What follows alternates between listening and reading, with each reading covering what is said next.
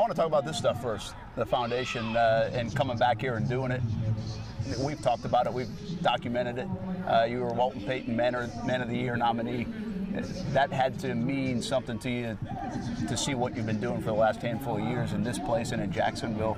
And to kind of be recognized for it, right? Yeah, it was definitely special. That was one of the cooler things that I've ever been a part of and nominated for in my life. To do that and have people recognize and appreciate the difference that all 32 of the nominees and so many more guys across the league are trying to make in the communities that they play in or that they're from, and was cool. And the fact that all of us do this and nobody ever expects to be nominated or be shown any sort of appreciation for that. I think I'm speaking on behalf of everybody when we all do it because it's stuff we really care about and are passionate about, and have a platform to make a difference and want to do so. So it was pretty cool to be a part of that and be in that group of 32 men. Was it nice to kind of put what you do in perspective and take the football aside of it and all the criticism, but actually be applauded for the bigger picture, the platform that you get to use and help people out? Right. No, totally. And I've never had a problem with, if you're going to criticize me on how I am as a football player, I get that. There's people that their jobs is to talk about how we play as players, and I've never had a problem with that. But I think, like you talked about, it kind of changes the perspective and the lens of it all when you're able to come out here and do this and hold a youth camp on the football field that I grew up playing on. Really kind of puts it all into perspective and kind of, I think, just sets the priorities and what's important in life. Is there a responsibility for you here? Because I was talking to your dad and I said, is there another NFL guy? Comes from Oviedo High School. I know Haggerty now exists too, and Jeff Driscoll's from over there, but do you feel a sense of responsibility as someone that these kids can look up to, and your name's going to always be associated with this place? I think, I guess I could just hope for, growing up, all I wanted to do was play at the next level. I wanted to be, as a kid coming and watching Friday night games here, I wanted to be the quarterback on a Friday night, and then I started doing that, and it was like, wow, now I really want to play on Saturdays. I want to be a college football player. And then that kind of, transition, and wow, I'm going to have a chance to play in the NFL.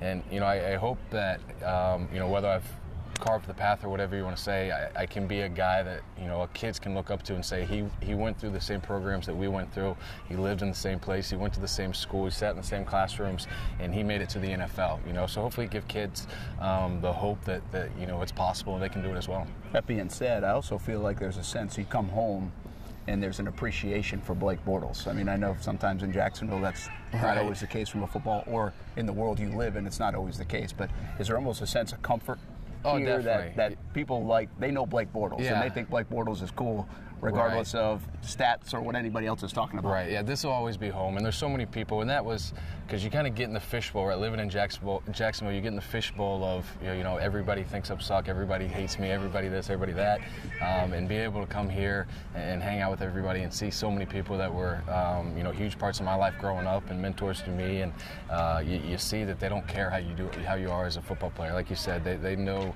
who I am as a person, and that's the person that they care about.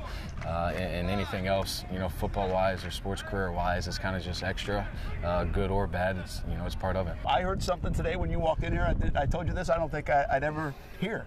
You said, "Hold on, I have to change a diaper." Yeah. Well, Remy didn't get her morning dump in. We had to leave early, so when we made it all the way down here, and it was time for a diaper change.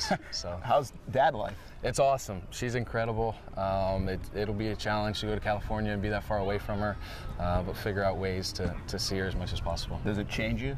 Mature you? All those things that cliche? And having her around, I mean, she's only 15 months old, but having her around this past year and going through all that, it was awesome, because that was something that my parents love me, right? And going home to them, they watch the game, they know football, they know sports, and my dad will tell me I didn't play good at the drop of a hat, so there was a lot of that going on there. To be able to see her and have her have no idea what I was doing, how I'd played, who cared if I played good or bad, it was awesome. And kind of, like so many of these things do, put it all in perspective. Yeah, it's cliche, but I mean, it really, you've heard guys say that before, right? Yeah, I mean, and you never really understand it until you have that. You know, because when I didn't have a daughter and it was just me, it was kind of it's all you could think about. It was all I ever cared about was football and how can we win and how can I play better, and that's still all you think about. But at the same time, it's kind of a breath of fresh air to kind of have somebody that's around and loves you regardless of how you play the game. Lastly, will you stay tied to Jacksonville? I know you're going to keep the house for a bit, but the foundation. You know, once this all clears out, and 10 years from now, will Blake Bortles still be going back to Jacksonville as the guy that built a bit of a foundation? Right. You know, I don't know. We're not going to do the golf tournament there this year. They're still going to do the PAL camp. Unfortunately, I can't be there. I'll be in LA, but I think as far as the football camp, I don't think we have plans to stop that. That's something that's really cool that we've partnered with PAL and been able to do that.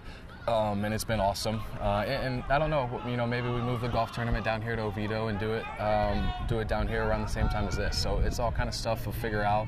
I have zero negative feelings towards Jacksonville. That's definitely will still be home for a while. Can an Oviedo guy make it in LA? I don't know. I guess the good thing is, like, we're north of LA, like we're out of there a little bit. The traffic and there's a lot going on out there.